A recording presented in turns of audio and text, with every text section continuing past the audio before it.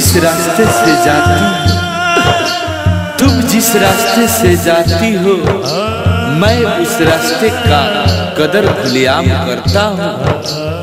वहीं बैठकर सुबह से शाम करता हूँ। मैं मर जाऊंगा तो कफन ओढ़ा देना, मैं मर जाऊंगा तो कफन ओढ़ा देना।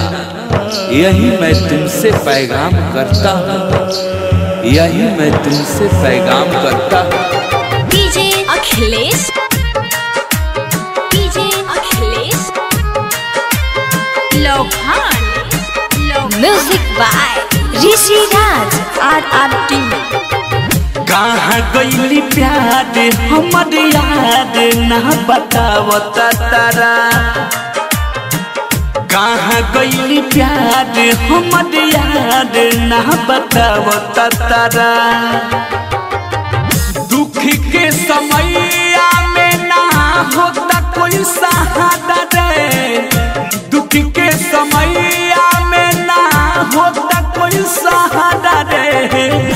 कहाँ गईली प्यार हमर याद ना बतावता तारा, कहाँ गईली प्यार हमर याद ना बतावता तारा। DJ Akhilesh, DJ Akhilesh Lokhan, recording by RRT digital recording studio छड़ादानो।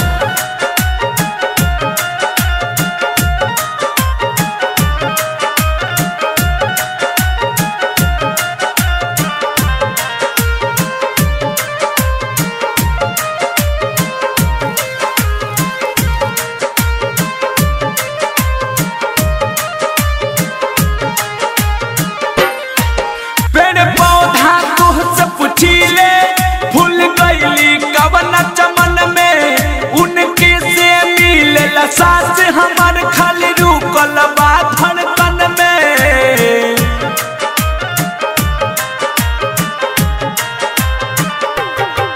पेड़ पौधा तुहसे पूछिले फूल गईली कवन चमन में। उनके से मिलेला सास हमार खाली रुकल बा धड़कन में। सीतम के पहाड़ बाबू छाड़ कैले दुनिया सारा, कहाँ गईली प्यार हमर याद ना बतावता तारा।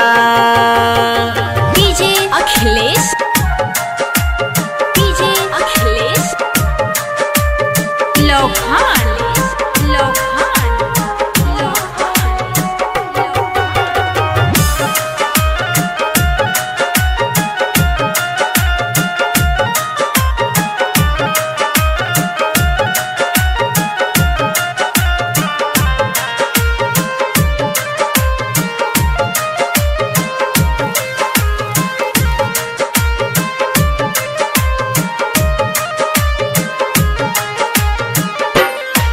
जिंदगी बेजान भइल बा ओही हमारा सनम के बिना रे। बन बन भटकता जाए दंद सबर दिन गिन गिन रे।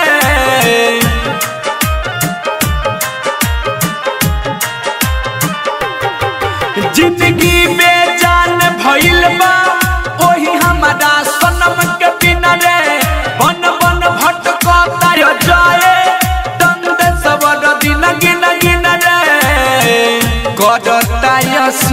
के अफसोस जान मिलती दोबारा। कहाँ गईली जान हमर प्राण ना बतावता तारा,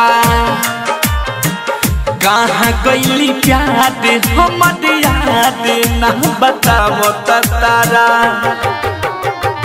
दुख के समैया में ना होता कोई सहारा रे, दुख के समैया में ना होता कोई सहारा रे। कहाँ गईली जान हमर प्राण ना बतावता तारा, कहाँ गईली जान हमर प्यार ना बतावता तारा। Recording by RRT digital recording studio छड़ादानो।